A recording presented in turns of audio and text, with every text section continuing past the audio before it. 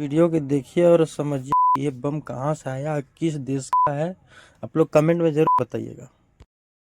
रेखा नदी के तट पर इस धुएं के गुब्बार को देखें। पिछले एक सप्ताह से चर्चा का विषय बने रहे अमेरिकी बम को डिफ्यूज कर दिया गया है। सुरक्षा की चाक चौबंद व्यवस्था के बीच दोनों बम को डिफ्यूज किया गया। जिंदा बम के खतरे का अंदाजा लगाते हुए आर्मी की टीम ने पहले परिस्थिति का आकलन किया। इसके बाद टीम ने बम की स्थिति, आसपास के भौगोलिक हालात और नदी के बहाव का बारीकी से अध्ययन किया। जहाँ बम को डिफ्यूज करना था वहाँ 10 फीट गहरा गड्ढा बनाया गया ताकि विस्फोट का असर नीचे ही सीमित रहे। इसके बाद बम को इसी गड्ढे के अंदर रखकर चारों ओर बालू से भरी बोरियों से मजबूत घेरे से पैक कर दिया गया। यहाँ से टीम ने 1 किलोमीटर दूर ऑपरेशन सेंटर रखा। इस दौरान 1 किलोमीटर के दायरे के गांव को खाली करा दिया गया। इसके बाद ऑपरेशन को अंजाम दिया गया। बम के डिफ्यूज होते ही ग्रामीणों ने जमकर तालियां बजाई और भारत माता की जय के नारे लगाए। बम की गंभीरता को देखते हुए घटनास्थल से 1 किलोमीटर के दायरे को पूरी तरह सील कर दिया गया था।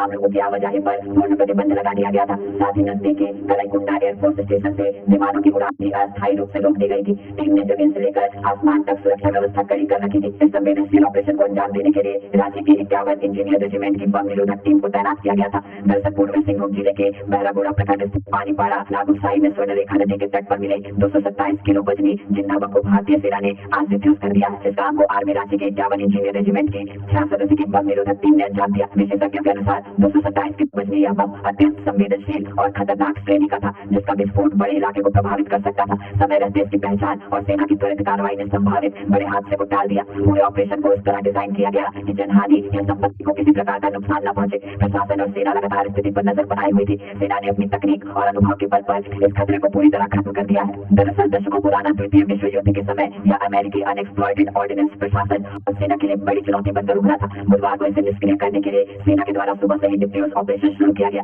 जिसके मद्देनजर पूरे इलाके को खाली करा दिया गया था। सेना के इस ऑपरेशन के दौरान पूरे क्षेत्र की नजर इस हाई रिस्क ऑपरेशन पर टिकी थी। हालांकि बम के निष्क्रिय होने के बाद सभी बहरागोड़ा वासियों ने राहत की सांस ली। बम को निष्क्रिय करने के लिए झारखंड और पश्चिम बंगाल की सीमा से सटे गांवों को भी सेना के द्वारा जिला प्रशासन की मदद से अलर्ट मोड में रखा गया था। इस पूरे डिफ्यूज ऑपरेशन को सेना की विशेष टीम के द्वारा रिमोट कंट्रोल के जरिए करीब 1 किलोमीटर दूरी से संचालित किया गया ताकि किसी भी अनहोनी की स्थिति में जोखिम को न्यूनतम किया जा सके। इस पूरे ऑपरेशन को lieutenant colonel Dharmendra Singh, captain Ayush Kumar, नायब सूबेदार आनंद स्वरूप सिंह के नेतृत्व में बम निरोधक दस्ते ने अंजाम तक पहुंचाया, जिसे लेकर सेना के बड़े अधिकारी जिला प्रशासन के साथ मिलकर तकनीकी जांच और ऑपरेशन की रणनीति तय करने में जुटे थे। सेना के अधिकारियों के अनुसार यह बम द्वितीय विश्व युद्ध के समय का अनएक्सप्लॉइटेड ऑर्डिनेंस है, जो दशकों बाद अत्यंत घातक बना हुआ था। इतने लंबे समय बाद भी इसमें विस्फोट की क्षमता बरकरार थी।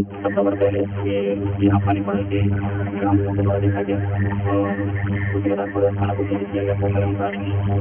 थाना प्रभार के द्वारा जो पुलिस अधीक्षक मरी पुलिस अधीक्षक को उचित किया उसके बाद ऐसा समय लगा 2 घंटे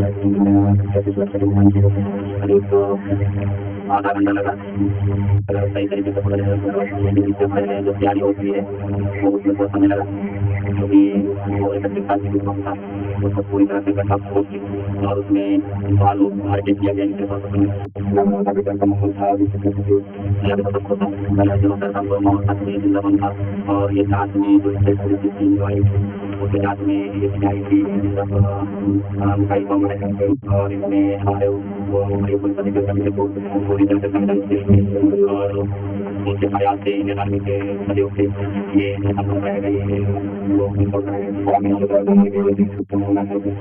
फिलहाल तो ऐसा नहीं लग रहा है, लेकिन हो सकता है मतलब कि बालू काफी भरा हुआ है और ये बालू में से ही बालू मछली मारने के क्रम में ये पाया गया है। हो सकता है कि और कहीं हो, लेकिन अभी तक कोई सूचना भी नहीं है और ऐसा कोई अभी तक संभावना तो नहीं लग रही है, लेकिन इंकार नहीं किया जा सकता है। ऐसा कुछ होगा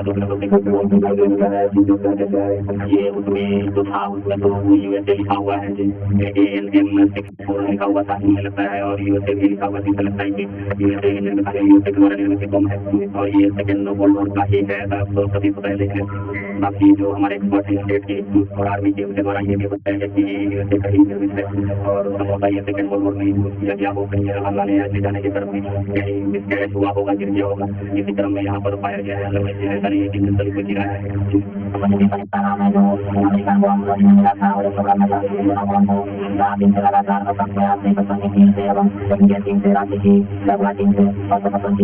लगातार देखा गया सुनिश्चित किया गया और ग्रामीण के जो हमारे सामने ग्रामीण रहने के लिए बड़ी जगह में को बाहर चला गया था। आगे बढ़ते पूरा पंडित और अभी आज जो चला गया है उसके लिए सभी खुशी का माहौल लग रहा सबका मुंह में आंखें लग रही हम लोग को और सुरक्षित महसूस कर रहे हैं लोग सुरक्षित महसूस कर रहे हैं अपना कार्य सब कहना सकते हैं सब रास्ता करते हैं शांति को बर्दाश्त करते हैं शांति को दिल्ली बड़ा बनते हैं और रास्ता कहते हैं हमारे जो सोशल मीडिया पे हैं वो सारे लोग जो मीडिया में रहते हैं जैसे मीडिया सारे लोग को वो करने वाले लोग 4 दिन से लगे हुए हैं इसका जो जवाब वजह सही सामने निश्चित रूप से किया गया है किया गया दोनों को